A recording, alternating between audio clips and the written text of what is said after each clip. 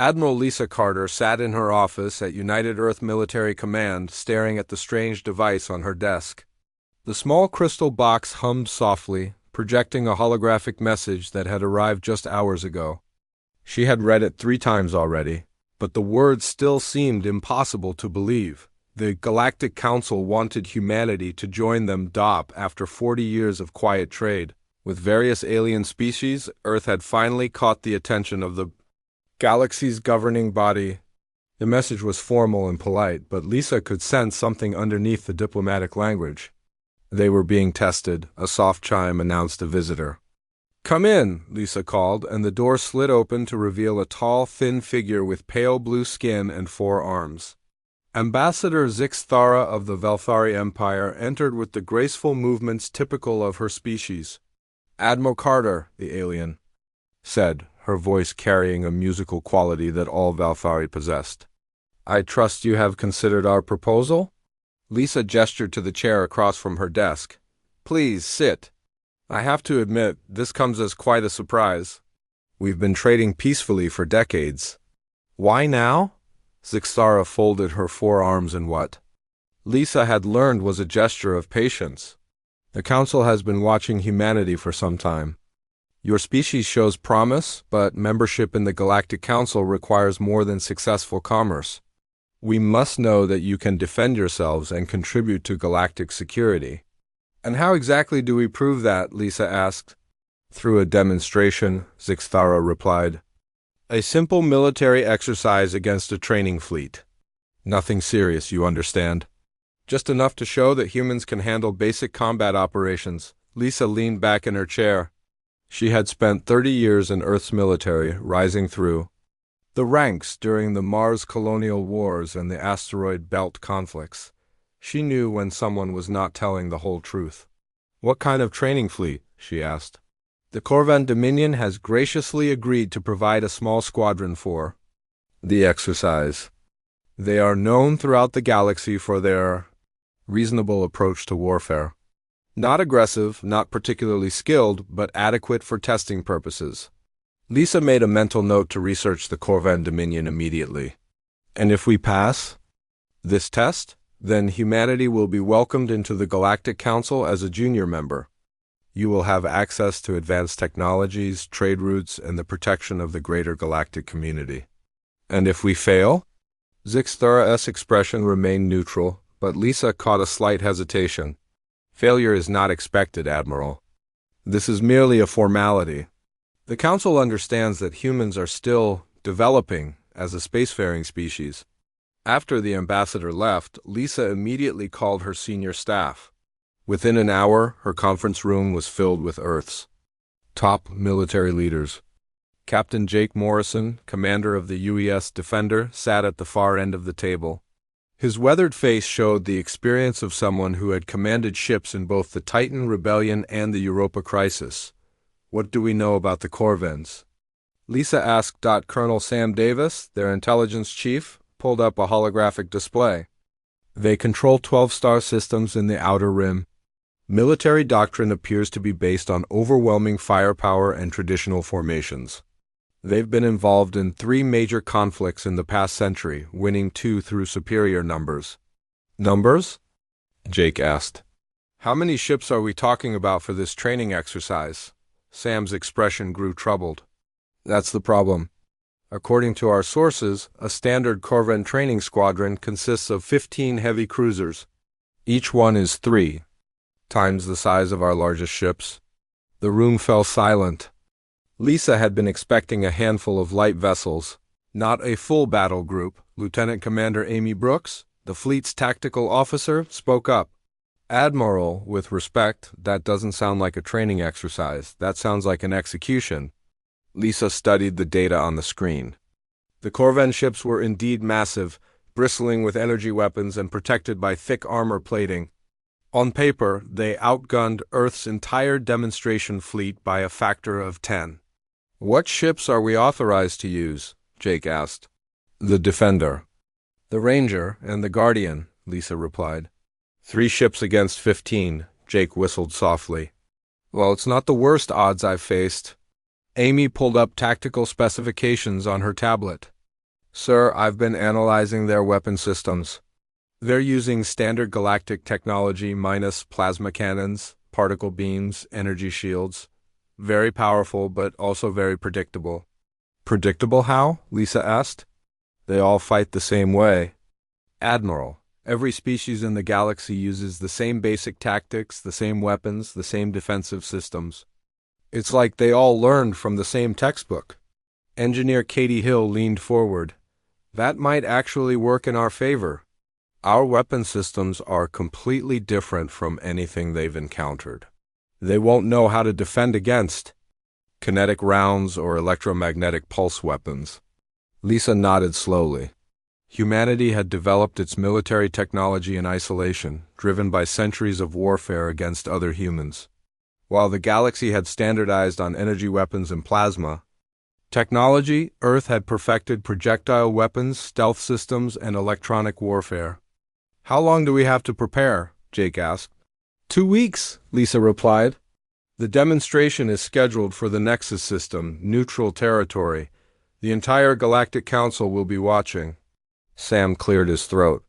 Admiral, I should mention that our intelligence suggests this isn't just a simple test. Several council members have been heard discussing humanity's expected performance. They're betting on how quickly we'll surrender. Let them bet, Lisa said quietly. Jake, I want you to prepare the fleet using standard Earth protocols. Nothing fancy? Nothing that would reveal our true capabilities? Just enough to handle 15? Corvin cruisers, Jake grinned. Just enough, Admiral. That's almost insulting. Remember, this is supposed to be a demonstration of basic competence. If we perform too well, they'll start asking uncomfortable questions about our military development. As the meeting broke up, Lisa remained behind with Amy and Katie. The three women had worked together for years, and Lisa trusted their judgment completely. What's your real assessment? Lisa asked. Amy consulted her notes. Honestly, Admiral, if the Corvins are representative of galactic military technology, then we're about 50 years ahead of them. Maybe more, Katie nodded. Their ships are big and powerful, but they're also slow and predictable. Our stealth systems alone should give us a massive advantage. Lisa walked to the window, looking out at the orbital shipyards where Earth's fleet was being constructed. Hundreds of ships moved through the framework, most of them appearing to be simple cargo vessels or exploration craft. The galaxy saw humanity as peaceful traders, not realizing that every merchant ship was designed to convert to military use within hours. Keep the preparations quiet, Lisa said. As far as the galaxy knows, we're just a young species struggling to prove ourselves worthy of membership. 3 days later, Captain Morrison led his small fleet out of Earth orbit. The three ships looked almost primitive compared to the sleek alien vessels they had encountered in trade. But Lisa knew that appearances could be deceiving. The Galactic Council was about to discover that humanity's greatest strength was not their technology or their numbers. It was their ability to think differently, to adapt, and to turn every weakness into an advantage. The invitation had been extended. Now, it was time to show the galaxy what humans were truly capable of. Fleet Admiral Thokren stood on the bridge of his flagship, the crushing fist, watching the stars shift as his fleet moved toward the Nexus system. The massive Corvin warship was 2 kilometers long, its dark hull bristling with weapons that could reduce a planet to ash. Around him, 14 other cruisers maintained perfect formation, their crews preparing for what their orders called a training exercise. But Thokren knew better. The sealed orders he had received from High Command were clear: demonstrate Corvin superiority by crushing the human fleet quickly and decisively. The Galactic Council wanted to see humanity humbled, and the Corvin Dominion was happy to oblige. Status report, Thokren growled to his bridge crew. All ships ready, Admiral, replied his tactical officer, a young Corvin with the traditional ridge-crested skull of his species. The human fleet should arrive in the system within 6 hours. Thokren smiled, showing rows of sharp teeth. 3 ships. 3 pathetic little ships against 15 of our finest cruisers. This will be over in minutes. Across the galaxy, in the luxurious observation chambers of the Galactic Council's mobile command station, Representatives from dozens of species gathered to watch humanity's first military demonstration. The chamber buzzed with conversation. In 100 different languages, but the topic was universal. How badly would the humans perform? Chancellor Kiptith of the Zephyrian Alliance, a tall reptilian being with golden scales, addressed the assembled crowd. I have studied the human vessels. Primitive chemical rockets, basic energy shields, and weapons that fire solid projectiles. It is almost sad to watch such an underdeveloped species attempt real combat. High Command Vexmora, the Council's military advisor, nodded her massive head. Her species, the Thrakari, were known throughout the galaxy for their strategic thinking. The humans have been peaceful traders for 40 years. They have no experience with real warfare. This demonstration will show them their place in the galactic order. Colonel Sam Davis sat in the back of the observation chamber wearing the simple blue uniform of Earth's diplomatic corps. As humanity's military attached to the Council, he was required to attend, but every word he heard made his stomach turn. The aliens were not just expecting humanity to lose. They were expecting a massacre. Colonel Davis, called Ambassador Zixtara, approaching with her graceful four-armed gait. You must be proud to see your species finally joining the Galactic community. Sam forced a smile. Indeed, Ambassador. We are honored by this opportunity. Tell me, Zixtara continued, what do you think of your fleet's chances against the Corvan training squadron? Sam had spent 20 years in Earth's military intelligence. He knew exactly what the human fleet was capable of, but his orders were clear: maintain the illusion of human weakness until the demonstration began. We will do our best, he said simply. Captain Morrison is an experienced officer. Our ships may be small, but our crews are determined. Several alien representatives chuckled at this response. To them, determination was meaningless against overwhelming firepower. Meanwhile, Captain Jake Morrison stood on the bridge of the UES Defender, watching his tactical display as they approached the Nexus system. The ship around him hummed with quiet efficiency, its corridors filled with crew members who had trained for years for moments like this. Captain, called Lieutenant Commander Amy Brooks from her position at the tactical console. Long range. Sensors are picking up the Corvan fleet. 15 ships, just as intelligence reported? Jake nodded. What's their formation? Standard galactic attack pattern. Line abreast, heavy ships in the center, with flanking elements on both sides. They're not even trying to hide their approach. Why would they? Asked Chief Engineer Katie Hill from her station. According to everything we know about galactic warfare, they should be able to destroy us with a single coordinated volley. Jake walked to the main view screen, where the distant stars of the Nexus system grew larger. Katie, how are our special modifications coming along? All systems are green, Captain. The stealth generators are online, the kinetic launch systems are loaded, and the electronic warfare suite is ready for deployment. From his position at the communications console, technical specialist Ben Parker looked up. Captain, I've been monitoring Corvan fleet communications. They're not even using encryption. They're discussing their battle plan on open channels. Amy shook her head in disbelief. In 40 years of human space warfare, we've never seen tactical communications that careless. It's like they've never fought an enemy capable of listening. That's because they haven't, Jake replied. According to our intelligence, galactic warfare has been standardized for over 1,000 years. Every species uses the same tactics, the same weapons, the same formations. They've forgotten that war is supposed to be unpredictable. The bridge crew exchanged glances. They had all studied the reports from Earth's intelligence services. The galaxy was militarily stagnant, locked into patterns of warfare that had not changed in centuries.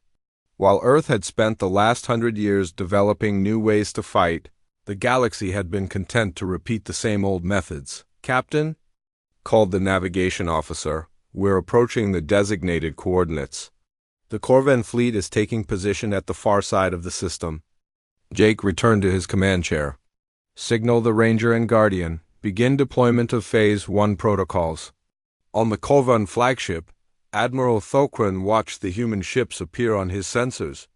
The three vessels looked almost pitiful compared to his massive fleet. Each human ship was barely a tenth the size of his smallest cruiser. "Admiral," reported his sensor officer, "the human ships are moving into a defensive formation. They appear to be hiding behind that asteroid field." Thokran laughed, a harsh sound that echoed across the bridge.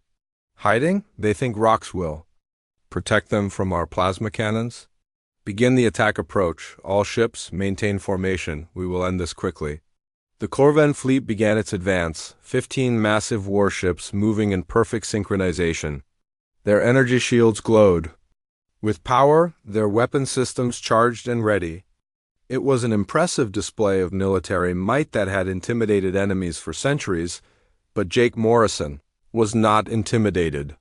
He had spent his career fighting other humans, beings who thought creatively, who adapted constantly, who treated every battle as a deadly puzzle to be solved. Compared to fighting humans, fighting aliens who used the same tactics for 1,000 years would be almost too easy. "All ships," Jake said into his communication system, "initiate radio silence. Begin stealth approach." On the Corvan sensors, the three human ships suddenly vanished. "What happened?" Thokran demanded. "Where did they go?" The sensor officer frantically worked his controls. "I don't know, Admiral. They just disappeared. Our sensors show empty space. Impossible.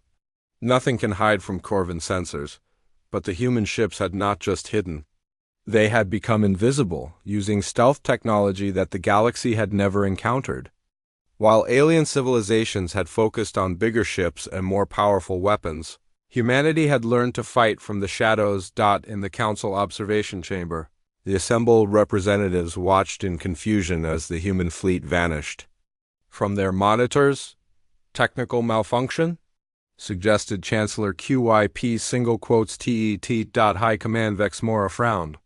"Our sensors are functioning perfectly. The humans have simply gone." Colonel Sam Davis allowed himself a small smile. The demonstration was about to begin, and the galaxy was about to learn that humanity's greatest weapon was not technology or firepower. It was the ability to think differently. The trap was set. The Corvans were advancing into what they thought was empty space, having no idea that three human ships were moving silently through the darkness, preparing to show the galaxy what real warfare looked like. Admiral Thokran stared at his sensor display in growing frustration. The three human ships had simply vanished, leaving his fleet advancing toward empty space. His sensor officers worked frantically at their controls, but the result was always the same: nothing. "Expand the search pattern," Thokran ordered. "They cannot have gone far. These are primitive vessels, not advanced warships." The Corvan fleet spread out across the system, their massive ships moving in the standard search formation that had been used for centuries. Each cruiser was a kilometer long, armed with enough firepower to destroy a small moon. Their energy shields glowed bright blue, and their plasma cannons hummed with power. "Admiral," called the communications officer, "should we contact the Galactic Council? They are asking about the delay," Thokran growled. "Tell them we are conducting a thorough search. The humans are hiding somewhere, and we will find them." But the humans were not hiding. They were hunting 300 kilometers away. Invisible to all sensors, the UES Defender moved silently through space. Captain Jake Morrison watched his tactical display as it showed the positions of all 15 Corvan ships. The aliens had no idea they were being watched. "Target selection complete," reported Lieutenant Commander Amy Brooks. "I recommend retake. Out their command ship first, then the two vessels on the far right. Maximum psychological impact." Jake nodded. "Katie, are the kinetic launchers ready?" Chief Engineer Katie Hill checked her systems. "All tubes loaded, Captain. Tungsten rods armed and ready." "The electromagnetic launchers are at full power." "Ben, what about their communications?" Technical specialist Ben Parker smiled as he worked his console. "I've been listening to their chatter for the past hour. They're using completely unencrypted channels.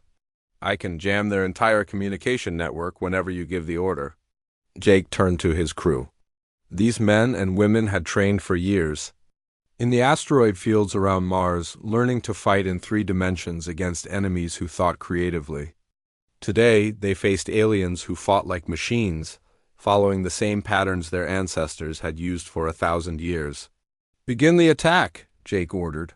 The first sign of trouble came when the Corvan flagship suddenly lost all communications. Admiral Thokran looked at his communications officer in confusion as static filled every channel. "What is happening?" he demanded. "Unknown, Admiral. All frequencies are being jammed by some kind of interference. We cannot contact the other ships." Before Thokran could respond, something impossible happened. 3 of his cruisers simply exploded. There was no warning, no energy discharge, no visible weapons fire. One moment the ships were there, the next they were expanding clouds of debris and vapor. The death of 3,000 Corvan warriors happened. In complete silence. "Report," Thokran shouted, but his crew could only stare in shock. "The ships just died, Admiral," whispered the tactical officer. "I saw no weapons fire, no energy signatures, they just exploded." In the council observation chamber, the assembled representatives watched in stunned silence as 3 Corvan cruisers were destroyed by invisible attackers. The holographic display showed the debris fields clearly, but there was no sign of the human fleet. "How is this possible?" asked Chancellor Kiptith, his golden scales rippling with confusion. High Command Vexmora studied the tactical readouts with growing concern. "I have never seen anything like this. The humans appear to be attacking with weapons that our sensors cannot detect." Colonel Sam Davis forced himself to remain calm, but inside he was proud. Earth's kinetic weapons were completely unknown to the galaxy. While alien civilizations had spent centuries perfecting energy weapons, humanity had developed projectile systems that fired solid tungsten rods at incredible speeds. The rods were invisible to energy-based sensors and could penetrate any known shield system. On the Corvan flagship, Admiral Thokran was beginning to panic. His fleet was under attack by enemies he could not see, using weapons he did not understand. 3 of his ships were gone, and he had no idea where the next attack would come from. "All ships, emergency formation," he ordered through the few communication channels that were still working, close together for mutual protection. It was exactly what Captain Morrison had been waiting for. "Amy, they're clustering together," Jake observed. "Perfect target for the electromagnetic pulse." "EMP torpedo ready, Captain," Amy replied. "This should disable their electronics without destroying the ships." "Fire!" The torpedo streaked through space, invisible to Corvan sensors until it detonated. In the center of their formation, the electromagnetic pulse washed over 8 Corvan cruisers, instantly shutting down their power systems, their shields, and their weapons. "What happened?" Thokran screamed as his bridge plunged into darkness. Emergency lights flickered on, but half his systems were dead. "Some kind of electromagnetic attack, Admiral," reported his chief engineer. "All our main systems are offline. It will take hours to restore full power." The remaining Corvan ships found themselves trying to protect 8 disabled vessels while fighting an enemy they could not see. It was a tactical nightmare, made worse by their inability to communicate effectively, but the human fleet was not finished. The UES Ranger appeared suddenly on the left flank of the Corvan formation, its stealth systems disengaging just long enough to fire a spread of kinetic missiles. The projectiles tore through the armor of 2 more Corvan cruisers, causing massive internal explosions. Before the surviving Corvans could respond, the Ranger vanished again, disappearing into the darkness of space. "There!" shouted the tactical officer on Thokran's bridge. "I saw them. Port side, range 15,000. But by the time the Corvan weapons turned toward the coordinates, there was nothing there. The human ship had fired and withdrawn in less than 10 seconds, using hit-and-run tactics that no galactic military had seen in centuries. The Used Guardian struck next, appearing above the Corvan formation like a ghost materializing from nothing. Its kinetic cannons fired a continuous stream of depleted uranium rounds, shredding the hull of another cruiser before disappearing back into stealth. In 15 minutes of combat, The human fleet had destroyed or disabled 10 Corvan ships without taking a single hit in return. The aliens found themselves fighting shadows, unable to predict where the next attack would come from. "Admiral," called the sensor officer, his voice shaking with fear, "I am detecting movement all around us. The humans are everywhere." Thokran looked at his tactical display and realized the truth. The 3 human ships were not fighting like a fleet. They were fighting like individual predators, each one moving independently, striking without warning, and vanishing before the enemy could respond. "This is impossible," he whispered. "How can 3 ships defeat 15? The answer came from Captain Morrison himself, his voice suddenly filling the Corvan bridge through their communication system. "Admiral Thokran, this is Captain Morrison of the human fleet. You are outnumbered and outgunned. I strongly suggest you surrender now to avoid further loss of life." Thokran stared at the speaker in disbelief. "Outnumbered? You have 3 ships. We have 15. "You had 15 ships," Morrison replied calmly. "Now you have 5 operational vessels and 8 disabled cruisers. Your fleet is in no condition to continue fighting." In the council chamber, the assembled representatives watched in absolute silence as the tactical display showed the devastating truth. The mighty Corvan fleet, which had been expected to crush the humans easily, was now scattered and broken. "Impossible," breathed High Command Vexmora. "How can a species we considered primitive achieve such a victory?" Colonel Sam Davis finally allowed himself to smile. The demonstration was proceeding exactly as planned. The galaxy was about to learn that humanity's greatest strength was not their technology, but their ability to think creatively about warfare. The remaining Corvan ships drifted in space, their crews too shocked to continue fighting. They had been defeated by an enemy they had never seen coming, using tactics they had never imagined, with weapons they had never encountered. The age of galactic military superiority was over. The humans had arrived, and nothing would ever be the same. The Galactic Council observation chamber fell into complete silence as the tactical display showed the impossible truth. The Corvan fleet, which had been expected to crush the humans in minutes, was now scattered and broken across the Nexus system. Of the 15 mighty cruisers that had entered the battle, only 5 remained operational. The rest were either destroyed or floating dead in space.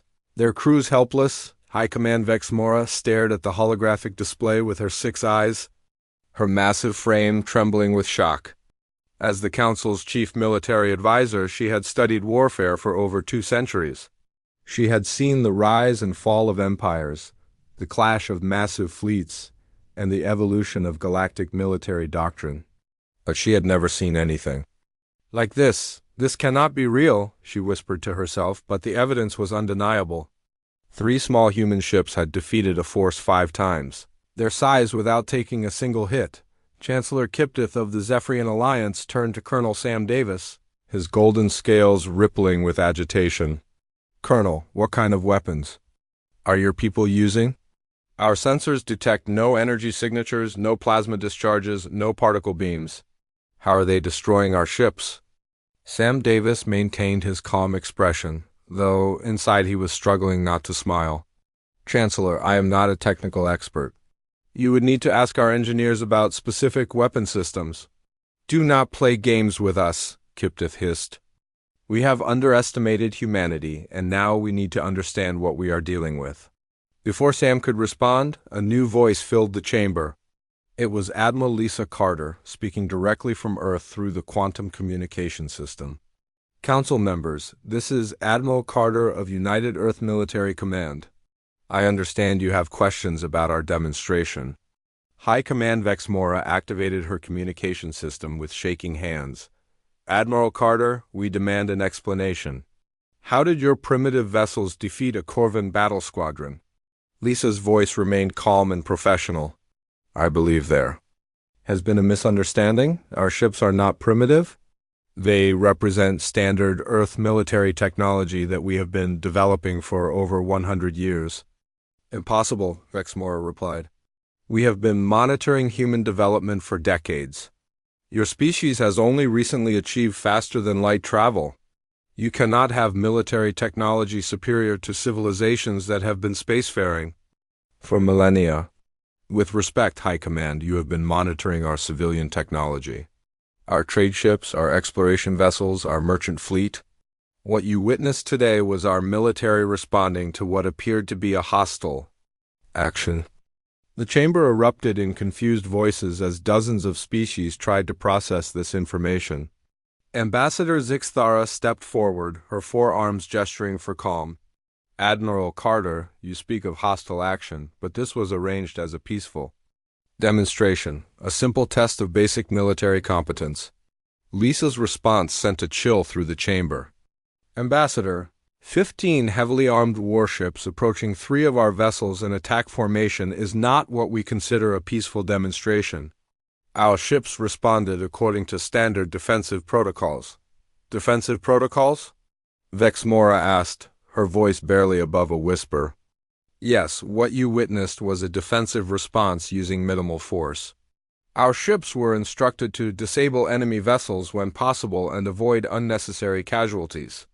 Colonel Sam Davis watched the alien faces around him as this information sank in. The Council had expected humanity to struggle against what they considered a weak opponent. Instead, they had witnessed their weak opponent being systematically destroyed by weapons and tactics they had never imagined. On the bridge of the UES Defender, Captain Jake Morrison received new orders from Earth Command. The situation had escalated beyond a simple demonstration, and now he had permission to explain human military doctrine to the Council. Open a channel to the Council chamber, Jake ordered. Moments later, his image appeared on the holographic display in the observation chamber. The alien representatives saw a calm, professional human officer standing on the bridge of a ship that had just achieved the impossible. Council members, Jake began. I am Captain Morrison, commanding the human demonstration fleet. Admiral Carter has authorized me to provide a brief explanation of our tactics and technology. High Command Vexmora leaned forward. Captain, we must understand. How did you make your ships invisible to our sensors? We did not make them invisible, Jake replied. We simply use technology that your sensors are not designed to detect. Your military systems are based on energy detection, plasma signatures, particle emissions, electromagnetic radiation. Our stealth technology works by eliminating or masking these signatures. But your weapons, Chancellor Kiptith interrupted. They show no energy discharge. How do they function? Jake glanced at Lieutenant Commander Amy Brooks, who nodded and stepped into view of the camera. Our primary weapons are kinetic systems, Amy explained. We fire solid projectiles at high velocity. Tungsten rods, depleted uranium rounds, steel penetrators. They require no energy discharge and are invisible to sensors designed to detect plasma or particle beams.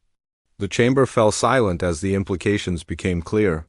While the galaxy had spent centuries perfecting energy weapons, humanity had developed projectile systems that rendered standard galactic defenses useless. This is why our shields offered no protection, Vexmora said quietly. They are designed to deflect energy, not solid matter. Correct, Amy confirmed. Energy shields are highly effective against plasma and particle weapons. Against kinetic rounds traveling at significant fractions of light speed, they are essentially useless. Chief Engineer Katie Hill joined the conversation. We also employed electronic warfare systems to disrupt your communications and coordination. Your military networks use unencrypted channels and standardized protocols. They were relatively simple to infiltrate and jam. The alien representatives exchanged glances of growing alarm. Their military systems, which had seemed so advanced, were apparently vulnerable to human technology in ways they had never considered. Captain Morrison, Vexmora asked, how long has humanity been developing these military technologies? Over 3 centuries, Jake replied. We have been refining our weapons and tactics through continuous warfare among our own species. The techniques you witnessed today were developed during conflicts on Mars, the asteroid belt, and the outer colonies. You have been fighting each other for 300 years? Ambassador Zixthara asked in horror. Human civilization has been in a state of almost continuous warfare for our entire recorded history, Jake explained. We have fought with sticks and stones, with gunpowder and steel, with nuclear weapons and plasma cannons. Each conflict has taught us new ways to fight, new technologies to develop, new tactics to employ. The chamber erupted in shocked voices. The concept of a species that had been fighting itself for centuries was almost incomprehensible to civilizations that had enjoyed relative peace for millennia. But surely, Kiptith said desperately, what we witnessed represents the peak of human military development. Your most advanced systems, your finest ships? Jake's expression remained neutral. Chancellor, the 3 ships you saw today represent standard patrol vessels. They are not our most advanced systems. They are not our finest ships. They are simply the vessels we felt were appropriate for a training exercise. High Command Vexmora felt her world shifting beneath her feet. Captain, how many ships does humanity possess? Our active fleet consists of approximately 10,000 vessels of various classes. Our construction capacity allows us to build additional ships at a rate of roughly 1,000 per year. The number hit the chamber like a physical blow. The entire Corvan Dominion possessed fewer than 500 ships. Most council species had fleets numbering in the hundreds, not thousands. 10,000 ships, Vexmora whispered. All equipped with these weapons? All capable of what we witnessed today? Our military doctrine emphasizes adaptability and technological innovation, Jake replied. Every ship in our fleet is designed to counter threats that may not yet exist. We do not build for current conflicts. We build for future wars. As the communication ended, the council chamber remained silent. The demonstration that was supposed to show humanity's weakness had instead revealed a military power unlike anything the galaxy had ever seen. Colonel Sam Davis looked around at the shocked faces of the alien representatives. The galaxy had invited humanity to join them, expecting to gain a weak junior partner. Instead, they had awakened something that would change the balance of power forever. The age of galactic stagnation was over. Humanity had arrived, and the universe would never be the same. Admiral Thokren floated in the emergency command center of his crippled flagship, surrounded by the wreckage of his pride and the bodies of his crew. The human attack had been so swift and devastating that most of his officers were still in shock. Through the damaged viewports, he could see the debris fields that had once been his mighty cruisers. His communication officer, one of the few systems still working, suddenly came alive with an urgent message. Admiral, the young Corvan called. Out, his voice shaking. High Command is transmitting emergency orders. Thokren activated the communication system, expecting to hear words of support or rescue. Instead, he heard something that filled his blood with ice. All ships, this is Fleet Command. The exercise has been declared a hostile action against the Dominion. Reinforcement Battle Group 7 is jumping to your position immediately. Destroy the human fleet at all costs. Before Thokren could respond, space around the Nexus system began to ripple and tear. 40 massive Corvan warships burst from hyperspace, their hulls bristling with weapons and their shields glowing with power. These were not training vessels. These were the Dominion's frontline battle cruisers, each one twice the size of the ships that had already been destroyed. This is madness, Thokren whispered as he watched the reinforcements take position. Those humans will destroy them all. On the bridge of the UES Defender, Captain Jake Morrison watched the new arrivals. With calm interest, the tactical display showed 43 enemy ships now arrayed against his small fleet of 3 vessels. Well, said Lieutenant Commander Amy Brooks, it appears the Corvans have decided to escalate. Indeed they have, Jake replied. He activated his communication system and sent a message to Earth Command. Admiral Carter, we have a situation. The Corvans have committed a full battle group, requesting permission to deploy unrestricted defensive measures. The response came back within seconds, Admiral Carter's voice clear and authoritative. Permission granted, Captain. Protect your ships and complete the mission. Jake turned to his crew with a slight smile. You heard the Admiral. This is no longer a demonstration. All ships prepare for full combat operations. Chief Engineer Katie Hill looked up from her console with excitement. Captain, does this mean we can use the real weapons?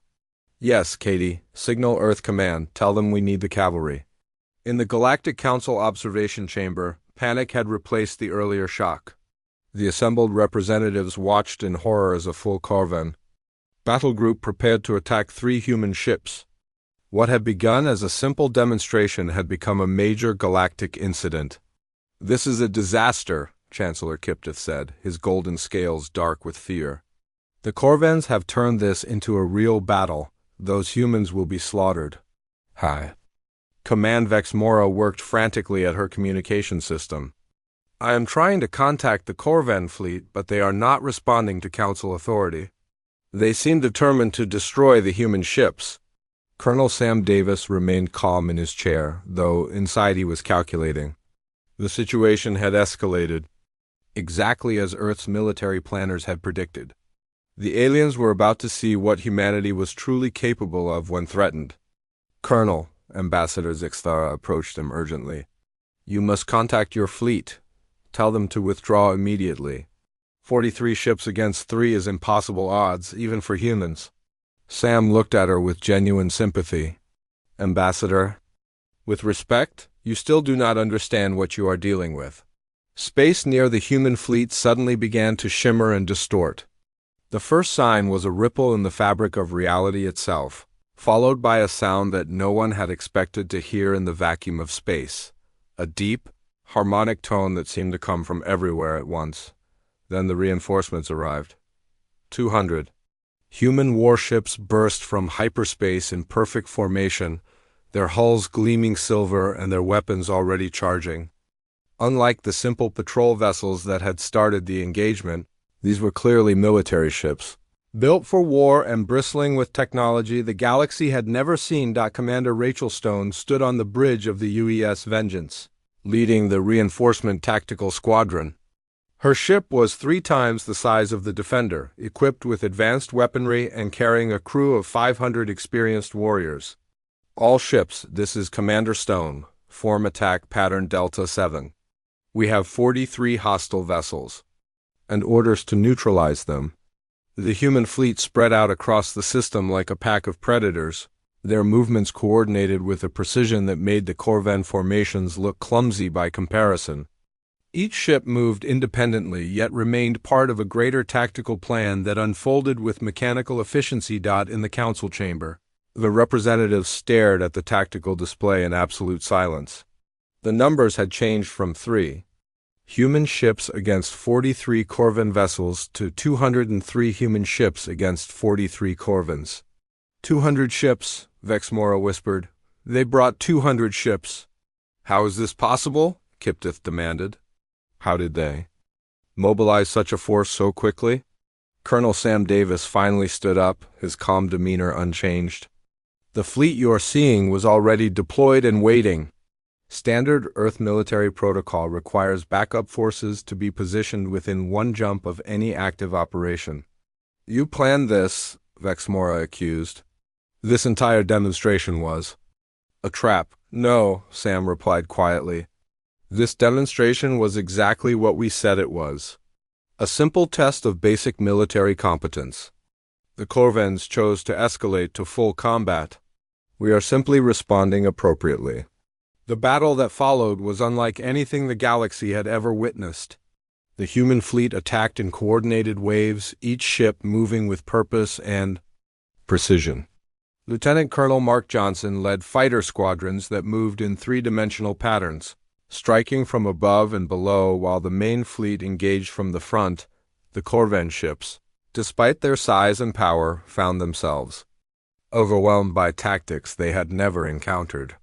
Human vessels split apart in the middle of battle, revealing that what appeared to be single ships were actually modular units that could separate and recombine at will. Drone swarms erupted from hidden bays, controlled by artificial intelligence systems that adapted to enemy responses in real time. The Corvan gunners found themselves shooting at targets that learned from each attack, becoming harder to hit with every passing moment.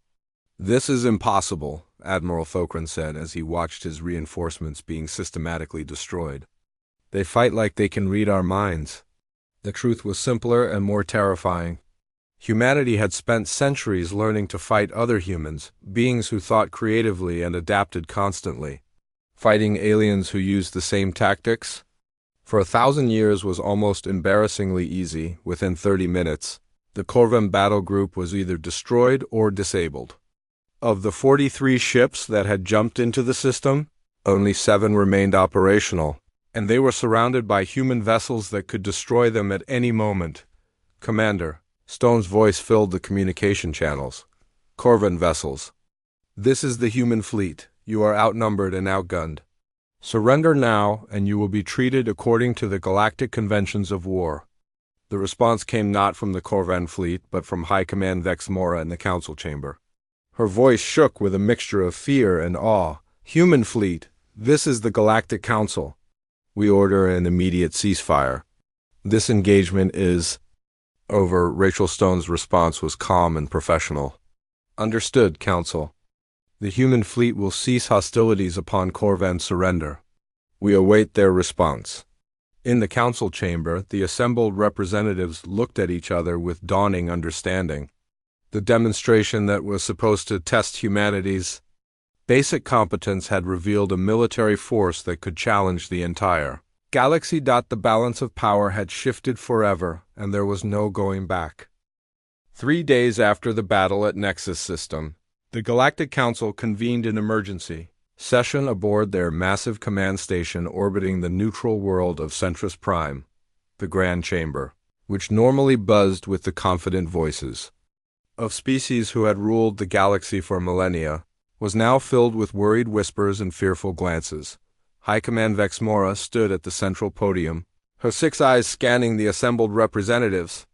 In her hands, she held a data tablet containing the most disturbing intelligence report in galactic history. "Fellow council members," she began, her voice heavy with the weight of what she was about to reveal, "we have completed our analysis of the human military demonstration. The results are unprecedented." Chancellor Kiptith of the Zephyrian Alliance leaned forward, his golden scales dim with anxiety.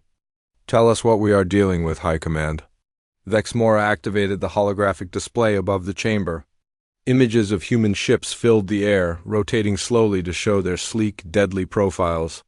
The human fleet that appeared at Nexus System was not a hastily assembled response force. Our intelligence indicates that these ships had been positioned and waiting for over 2 weeks. The entire engagement was planned and executed with a level of strategic thinking we have never encountered. A representative from the Kaldorian Federation, a bird-like species known for their analytical minds, spoke up. "How many ships does humanity actually possess?" "According to our latest estimates," Vex Mora replied grimly, "the human fleet consists of over 10,000 active vessels, with production facilities capable of building another 1,000 ships per year. But that is not the most disturbing part." She changed the display to show Earth's solar system, with dozens of orbital shipyards visible around various planets and asteroids. Humanity has been preparing for galactic warfare for over 50 years. Every merchant ship, every exploration vessel, every civilian transport we have encountered has been designed for rapid conversion to military use. Their entire civilian fleet is actually a hidden military force. The chamber erupted in shocked voices. Species that had traded peacefully with humanity for decades suddenly realized they had been dealing with a military power that could overwhelm them at any moment. Ambassador Zixthara stood up, her forearms trembling. "Are you saying that every human ship we have encountered has been a potential warship?" "Not potential," Vex Mora corrected. "Actual. Our analysis shows that human cargo vessels carry concealed weapons bays. Their exploration ships are equipped with advanced sensor arrays that have been mapping our defensive positions for decades. Their passenger transports have reinforced hulls and hidden fighter bays." The implications hit the chamber like a physical blow. For 40 years, the galaxy had welcomed human traders, explorers, and diplomats, never realizing they were actually conducting the largest intelligence operation in galactic history. We invited them in, whispered a representative from the Corvan Dominion, one of the few survivors from the recent battle. We showed them our worlds, our defenses, our fleets. We gave them everything they needed to plan our destruction. Before anyone could respond, the chamber's communication system activated. Admiral Lisa Carter's image appeared on the main display, her calm expression a stark contrast to the panic in the chamber. "Council members," she said formally, "I understand you have concerns about humanity's military capabilities. I am here to address those concerns and present Earth's formal application for Council membership." High Command Vexmora struggled to maintain her composure. "Admiral Carter, we demand to know the true extent of human military power. The demonstration at Nexus System has raised serious questions about your intentions." Lisa's expression remained neutral. "High Command, what you witnessed was a limited defensive response using standard protocols. At no point did our forces employ weapons or tactics that would be considered aggressive by human military standards." "Limited response?" "Chancellor." Kiptith's voice cracked with disbelief. "You destroyed an entire Corvan battle group. The Corvan Dominion escalated a peaceful demonstration into active warfare," Lisa replied calmly. "Our forces responded appropriately to protect themselves and complete their mission. We used minimal force and avoided unnecessary casualties whenever possible." A new voice joined the conversation as Captain Jake Morrison, now promoted to Admiral, appeared alongside Lisa's image. "Council members," Jake said, "I believe there has been a fundamental misunderstanding about human military doctrine. What you call overwhelming force we consider a measured response." "Measured?" Vexmora asked. "You brought 200 ships to fight 43 Corvan vessels." "Actually," Jake corrected, "we brought 3 ships. The additional vessels only appeared when the Corvans committed a full battle group. Earth's military protocol requires a 3-to-1 advantage when facing hostile forces." The chamber fell silent as the implications became clear. Humanity's idea of proper military planning involved outnumbering their enemies by 3-to-1. Most galactic civilizations considered equal numbers to be sufficient for any engagement. "Admiral Carter," Ambassador Zixthara asked quietly, "how long has humanity been preparing for galactic warfare?" Lisa's answer sent chills through the chamber. "Ambassador, we have not been preparing for galactic warfare. We have been preparing for warfare against other humans. What you witnessed at Nexus System was the result of technology and tactics developed for fighting our own species." "Fighting your own species?" Vexmora repeated in horror. "Human civilization has been in a state of almost continuous warfare."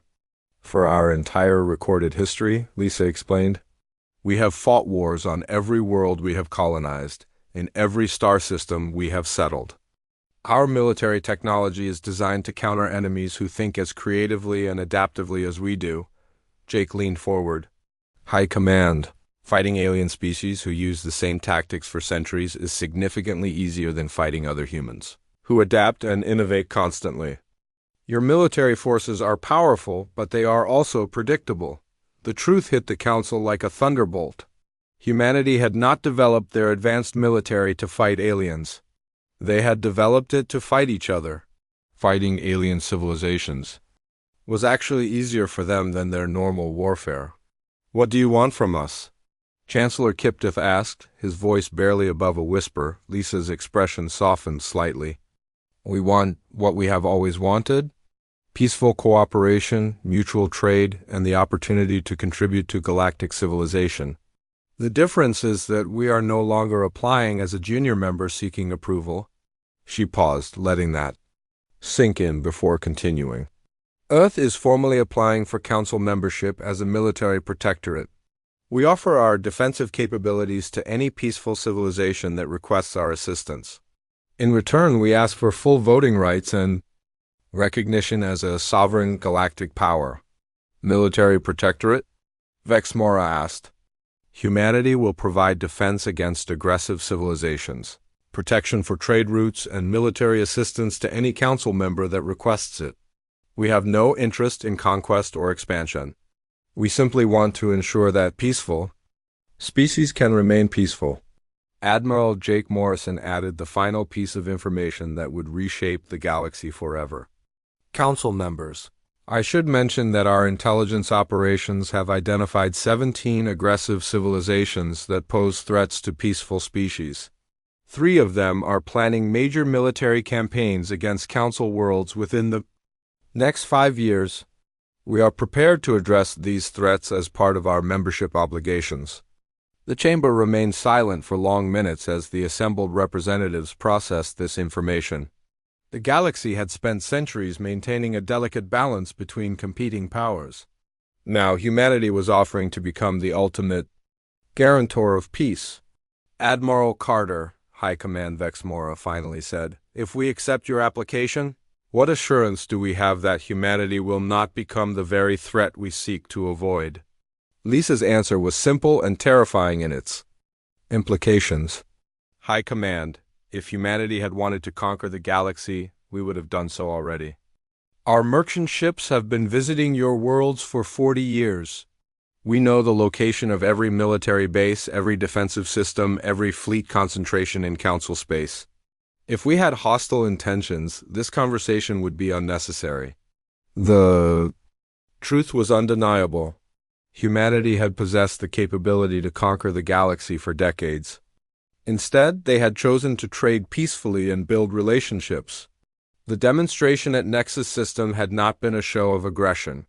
It had been a revelation of power that had always existed. 3 hours later, the Galactic Council voted unanimously to accept humanity's application for membership.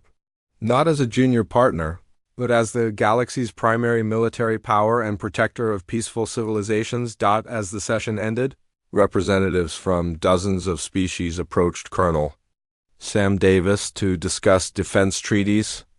The age of galactic military stagnation was over. Humanity had arrived, and the universe would never be the same. But for the first time in centuries, the galaxy's peaceful species could sleep soundly, knowing that the most powerful military force in history was dedicated to protecting them.